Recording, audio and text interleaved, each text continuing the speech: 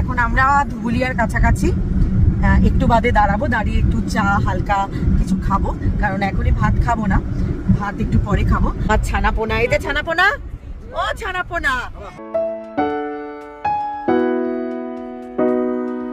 আমরা চলে আসলাম পলাশী। পলাশী বলতে গেলেই সেই মনে পড়ে ইতিহাসের পাতায় সেই পলাশী যুদ্ধের কথা। এই যে সেই পলাশীর গেট, যেখানে পলাশীর যুদ্ধ হয়েছিল। তো ফাইনালি আমরা পৌঁছে গেছি ফলসন্ডার বিখ্যাত পাপ্পুদা ধাবায়। আমরা এখানে একটু ফ্রেশ হয়ে নিয়ে দুপুরের লাঞ্চটা সেরে নেবো। আর ঈশানবাবু একটু নেমেছে, নেওয়ার পরে এই যে ঘুরঘুর করছে।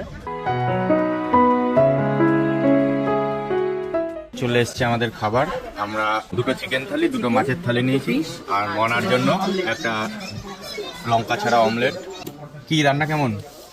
রান্না কেমন হয়েছে? দারুণ।